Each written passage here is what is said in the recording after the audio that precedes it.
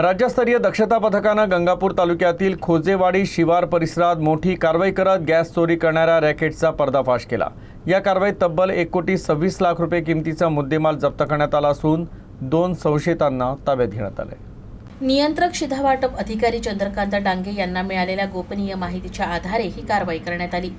वैजापूर मार्गावरील हॉटेल साई यश जवळ सापळा रचून पथकानं धाड घातली। यावेळी एलपीजी टँकरचं सील तोडून गॅसची चोरी सुरू असल्याचं दिसलं। कारवाई दरम्यान एचपी कंपनीचे 2 टँकर जप्त करण्यात आले। या टँकरमध्ये एकूण 35,220 किलो एलपीजी गॅस साठवलेला होता।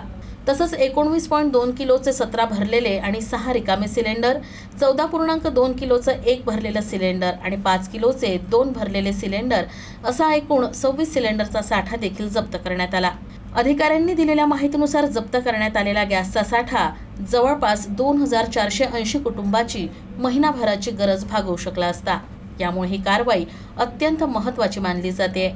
या प्रकरणी MIDC वाळूज पोलीस ठाण्यात गुन्हा दाखल करण्यात आला, तर या रॅकेटचे इतर धागेदोरे शोधण्यासाठी पोलीस अधिक तपास करतायत। तर राज्यस्तरीय दक्षता पथकानं इंधन चोरी आणि साठेबाजी विरोधात 0 टॉलरन्स धोरण राबवण्याचा इशारा दिलाय। खोजेवाडी शहरामध्ये कारवाई केली असता 2 गॅसचे टँकरचे कॅप्सूल आम्हाला इथं मिळाले आणि ते अवैधरित्या या सिलेंडरमध्ये भरले जात होते। त्याच्यामध्ये काही व्यावसायिक सिलेंडर होते, जे 26 टोटल आम्हाला सिलेंडर मिळाले। त्यात काही व्यावसायिक, काही घरगुती आणि काही छोटे 5 किलो सिलेंडर होते। तर एकूण मुद्देमालाची टोटल रक्कम जर काढली तर 1,26,00,000च्या अंदाजे जवळपास जाते।